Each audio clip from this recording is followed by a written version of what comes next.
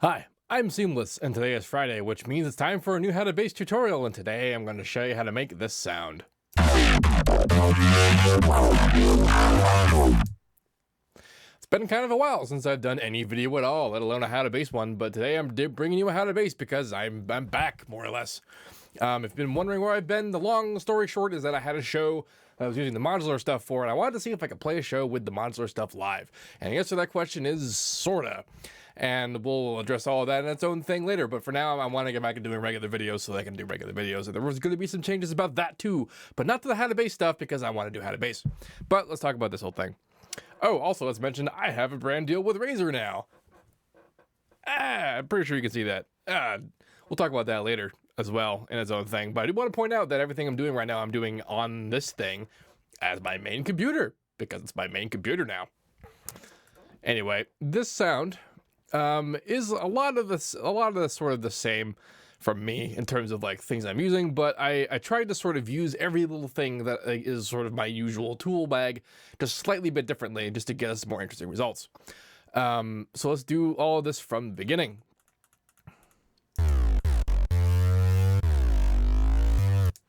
All right, so two things are happening here and the generation stage. There's the guy that's making the actual sound, and then there's a sub. The sub is separate and it's in a whole different mixer insert. I could have done all as the patcher, but I honestly wasn't paying attention. There's that. So what's interesting about this guy is that I'm primarily making this sound with ring modulation. Now, to explain the concept, I'm going to do this in a different citrus, and I'll explain how it got applied to the main thing after we sort of look at what's going on here. Now, a neat thing about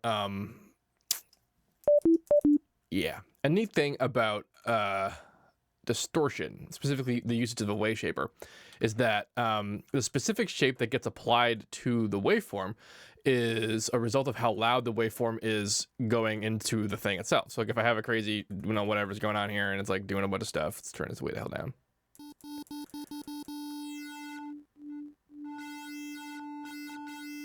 You hear how when I alter how loud operator 1 just being a sine wave is going to go into filter 1, which has the wave shaper, it changes the quality of the tone.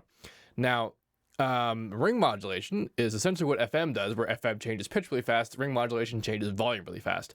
So if we're using, if we look at this and we see that volume changes the tonality of the thing, well, we can actually use ring modulation to do that without doing it manually.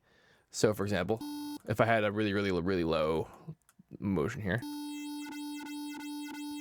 there it is, going doing it.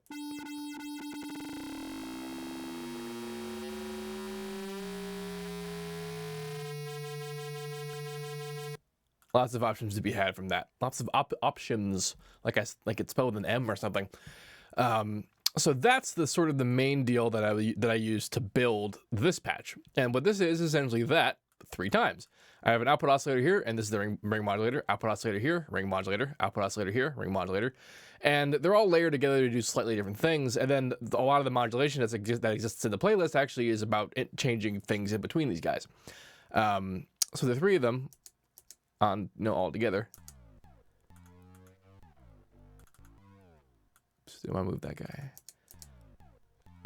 This was super duper quiet. There's more or less the main one that we're hearing. And there's that guy there. These all kind of add up together, and the sort of the name of the game about this is sort of changing character before distortion. In this one, we're starting by doing a distortion, changing the character by changing the volume using ring modulation, and all 3 of these guys are going into the various things that are happening up there, and then also with Unison going on as well. All of this kind of adds up to really screw with like the phase profile of everything. The Unison is doing most of the work in that regard, but also a lot about what the filtering and stuff is happening is altering a bunch of that. But messing around with the distortion in this regard. Actually, okay, so a little bit interestingly, it doesn't sort of by default screw around with phase, but you can make it screw around with phase, depending on what kind of shape you're doing. But let's sort of explain what's going on individually.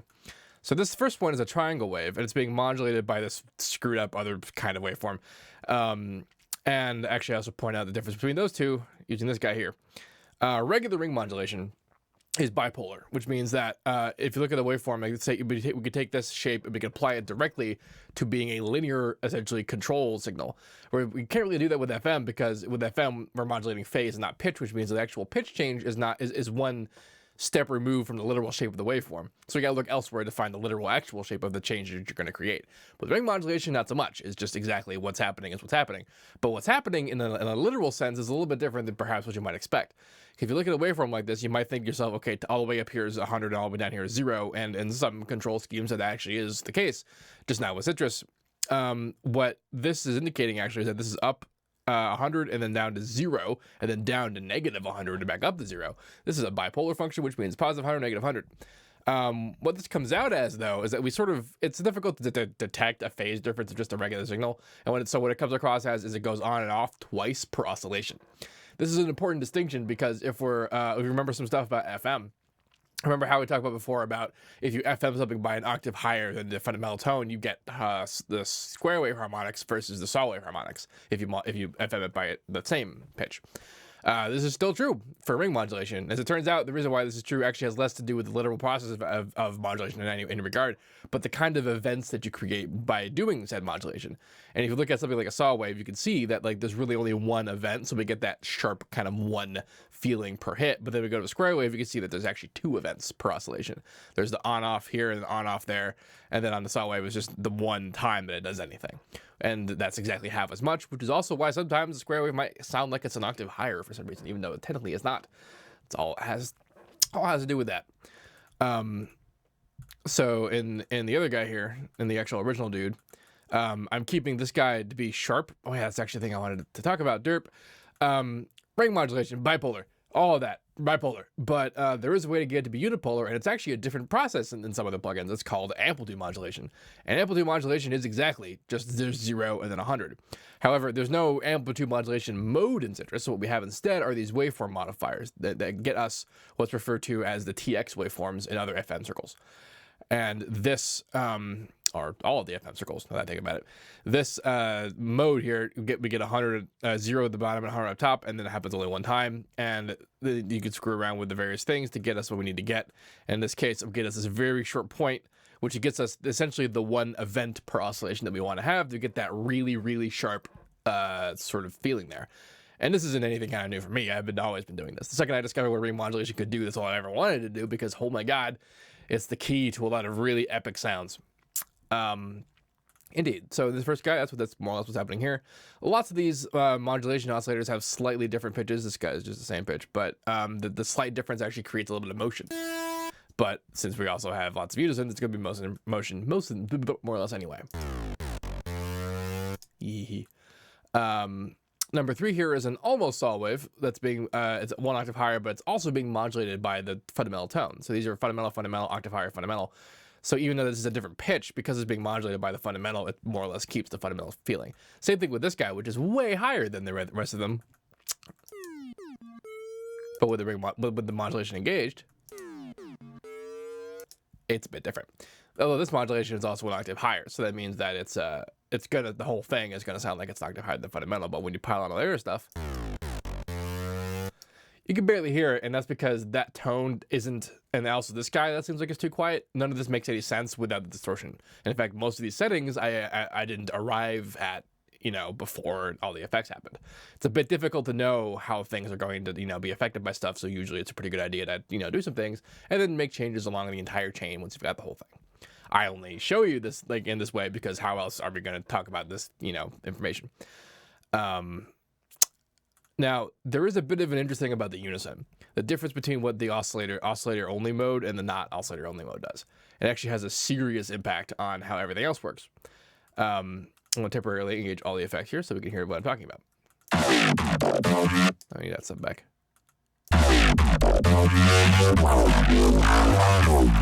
So, when it's not in oscillator mode, like when this button's off, what this means is that it's actually cloning everything that's happening inside Citrus 8 times, including the filters and including the wave shaper. That's really the key part here, because when we have oscillator mode on, it only clones the oscillators. So that means that operator 1 goes into filter 1, but there's just 8 operator 1s, and there's still just 1 filter 1. What does that matter? Well, this is what it sounds like with the oscillator mode on. And here's what it sounds like without it. What's up with that? Well, a little bit of the same thing is happening even when I don't have oscillator mode on, because I am eventually putting all of this into one distortion unit inside the effects chain. But essentially what's happening is that if you unison something up and you crush it all together into a single channel, that phase cancellation gets pretty abrasive when you distort it. In fact, that's often why we do that, because it sounds pretty dope. If you have an oscillator mode, that's what's happening. But if you don't have an oscillator mode, then there's only one signal going into one distortion unit at a time, which means that we're not hearing the interplay of all of that phase cancellation before the distortion. We're hearing it after the distortion. We are unisoning the signal of the distortion. And then, of course, it gets destroyed by everything else that happens over here. But that's why it creates a very subtle difference in how it plays out. I wonder if actually we can hear this without all the effects. I think we can hear the effect. So kind of. So here, like, you can kind of hear the typical sort of unison result. Like, we got that sort of phase cancellation happening, and it's very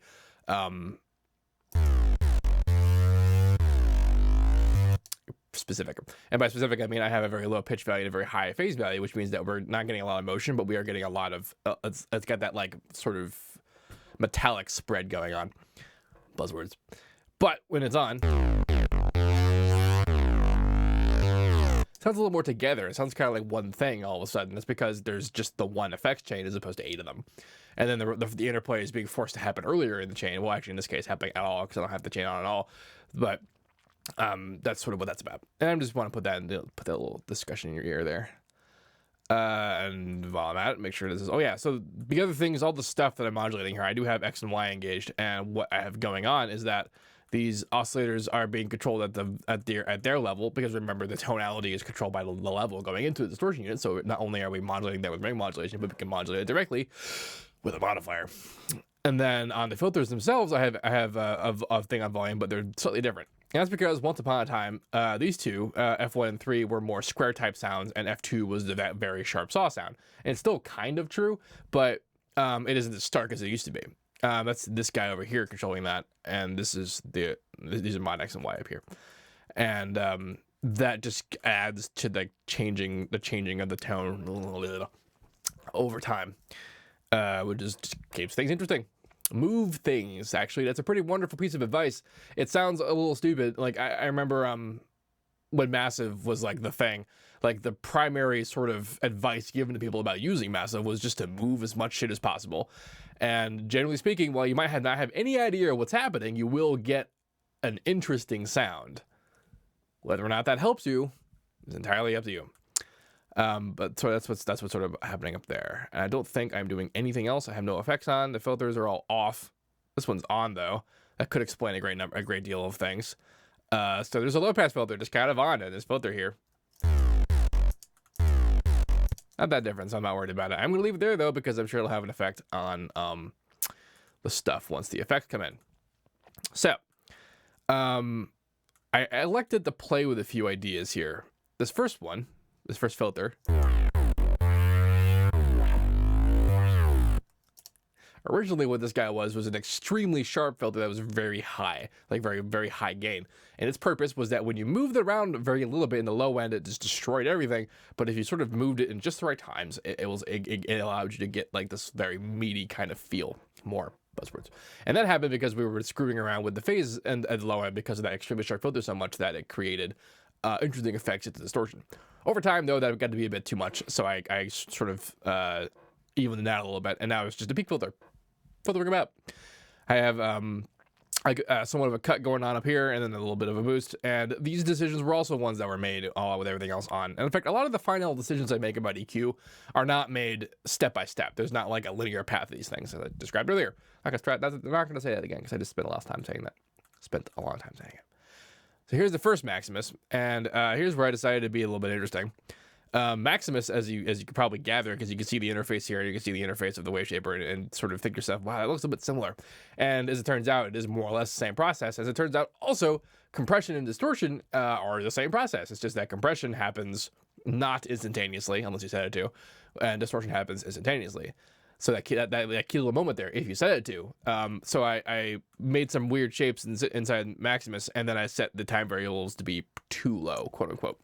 Too low in this case is to say that the compression actuation occurs faster than the oscillation of whatever signal it's processing. When that happens, it starts to change the shape of the literal waveform itself because the volume that it's changing happens at the oscillation level. That's what distortion is. It's because it changes the shape of the waveform, hence wave shaping. Not all the way down though, because I didn't actually want it to be like that harsh, although it can be. But even small, like not like perfectly fast, but like pretty fast amounts will get you distortion. And given that this is now multi-band and very specific changes or whatever, that makes Maximus a very powerful tool for that. I'm doing almost nothing on the master here. Yep, it's just kind of chilling. Next thing that happens is another one of these guys. And this one, all the EQ decisions that were made here are mostly made in context of the distortion. And this distortion is in the bipolar mode, which is to say that it affects the positive oscillation and the negative oscillation independently, versus being in unipolar mode where it'll affect both in identical ways. This is pretty great because as a tool, because if you want to have, even if you have a square wave or something with square wave harmonics and you want to introduce saw wave harmonics, asymmetrical distortion is your jam. It turned out to be a very important and instrumental part of making a hardstyle cake, because a 909 is more of a sine wavy, like triangle wavy activity, which means the harmonics that it presents are the square wave type, and you want to have the saw wave tonality given from the harmonics.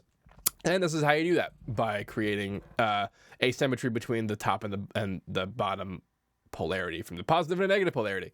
And that asymmetry essentially turns what would have been two identical events into one single solid event, which is, again, back to the whole events concept.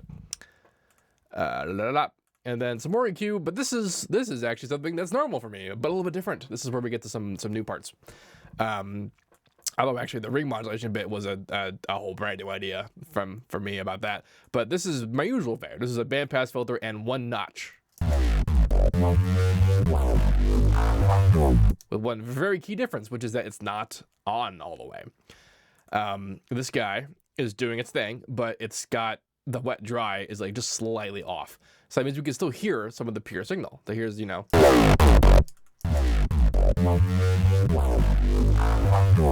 which turns out to be extremely important for what happens when we process it with Vocodex. So now Vocodex also, I decided to do some things a little bit differently. Although this isn't necessarily new because I had done this before, I haven't actually tried to use it to specific effect. And what I've done here is we're using the envelope hold, attack, and release drop-down menus from inside Vocodex. These knobs here control how fast essentially the bars that pop up when you make the sound move around. So the way that a vocoder works is that it listens for a signal from your modulator, and then it applies it to these bands, and then those bands are allowing the specific area of frequency for each band of the carrier to pass through, which is what makes the modulator, rather the carrier, sound like the modulator. In the case of it being its own modulator and carrier, when we're doing a Vocodex in a signal, we're not really worrying about there being a modulator. The entirety of the sound is more or less created by how these bands are chopped up, how many bands there are, how thick they are, and like what they're doing in terms of activity from what they're reading, which is mostly about pitch control, and that kind of thing. But then there's also how fast they move around. So like when a signal pops up, how fast does the bar pop up with it? How long does it take for it to go away? That kind of thing. How long does it stay there once it gets there? Basically ADSR for what these things are, and that's what this is. And these guys have their own per band envelope setting, just like most of the rest of the controls do inside Vocodex. So this means that we're able to control how fast for example, this is the envelope release. So it means like how long it takes them to go away. Let's actually make a really exaggerated version. So you see that they're kind of like sticking around a lot longer. Like, and if I brought this all the way down over here, suddenly it's a lot faster. But if I bring it all the way up here, suddenly it sticks around. That is the value of what the release time does, and it's also why there might be lots of different reasons why you want to have higher or lower values and then higher or lower frequencies. Most of the time you want to have things that are faster for higher values because the higher things happen faster, and then you want them to sort of happen, usually commensurate with their pitch. Not really what I meant, but you know what I think. At least I think you know what I mean. You might not, but frequently actually a pretty good one. Pretty good reason is that in the low end you don't really want them to move around that fast because, much like compression, if they move faster than the actual tone, you start to get an interesting kind of distortion. That's actually what this minimum time option is for inside Vocodex. It prevents it from going at a speed that will cause that problem. However, when I like to use it, I like to turn it off because sometimes I like to go that low. And in this case, we're able to choose what part of the spectrums we go that low in. So that means that we're able to get a lot done with that. Anyway, I did this for attack and for hold, which do different things and have different applications of the sound, and I kind of know what they are, but it's a bit difficult to tell when we're layering so much crap on top of each other. I'm also controlling a little bit of the bandwidth, slightly thicker on the low end and a little bit on the high end. Like this is very slight change compared to what I usually do with this sort of stuff. But it's all just very small tonal changes. A little bit fun. In the modulated pitch shift, I am sort of screwing with it a little bit. Much like the ADSR settings, the bandwidth and the pitch settings have a per band option. The pitch settings are pretty great because all it does is it just moves activity around. So like if you have your spectrum and you hear activity here and you change its pitch, it will tell Vocodex that the activity just gets offset a little bit in terms of where it shows up. There's the literal offset, which is actually in the band distribution window, which I have currently at this shape. You might have noticed that inside the bands here, that the lower ones are slightly thicker than the ones that are up high. And that's sort of what this guy creates. It's a bit difficult to look at this graph and kind of understand what it's supposed to do.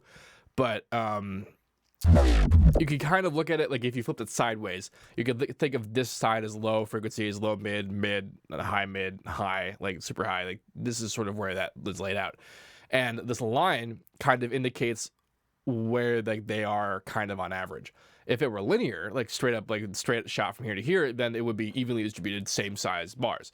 But the way that this works is to say that there's actually less of them in the low end and more of them in the high end because this line spends more time being in the high end. One of these days I'll find a better way to explain that, but that's what's happening because it doesn't help that they're also showing you the bars behind this without really changing them. This is a very basic way setting. Like this is just a one line. You can make as many different lines as you want, and it has some pretty interesting results on what these bands are doing. I am also using Unison, and also I actually push the formant up, which is not something that typically happens with sounds like these. Usually you want to push them down because we just like how it sounds better. But formant quality wasn't totally what I was going for with this particular sound. It has that because honestly it's very hard to get away from that, but it wasn't the be all end all. So it's not the thing that I'm trying to like nail with this. And you might be asking, what is the thing that I'm trying to nail with it? And the answer is I don't know what, but it's not that. I am also using Unison. There's actually Unison settings inside the vocoder if you didn't know that. And I'm a little bit unclear as to what they do specifically. I don't quite think they're literally making 4 of them. I think what it's doing is that it spreads the effect of the readings. Like if you have the one frequency here, instead of it being just the one thing, it actually kind of spreads its influence a little bit so that you end up getting a column of stuff. Although that's also kind of what this knob is for. Like all the way over here smooths it out, and all the way here makes it really sharp. Kind of like that actually. But let's move on. I don't believe I'm doing anything else special here. I did change these, but that was just to see what would happen if I did. I do have the sound goodizer off, which is typically used and on for this. And the reason why is because I wanted the full, like, unadulterated, uncompressed signal to go into Maximus so that I can handle it myself. And this is what that sounds like.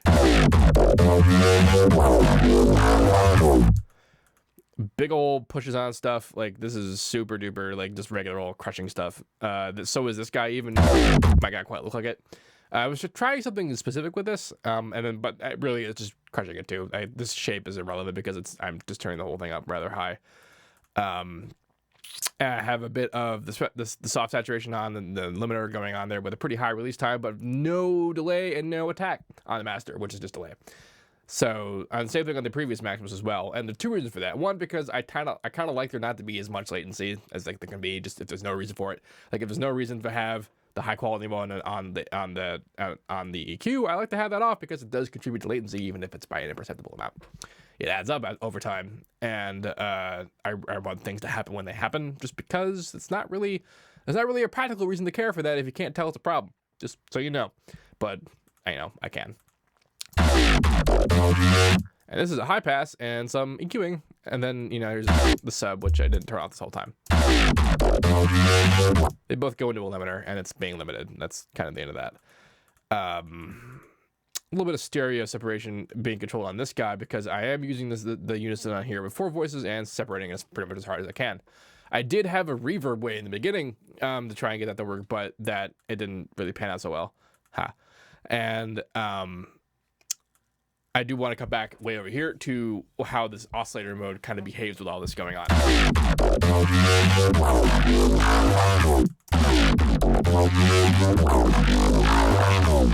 Because there are certain expressions that I just like way better with the oscillator mode on, because that kind of like that chunky feeling of all the stuff being crushed right together, so that like you are warping it more, because it's being distorted so hard that you can only see a motion of mostly an individual voice at a time. But because of the phase cancellation, which voice that is switches a whole bunch, that's why we get that kind of warbliness.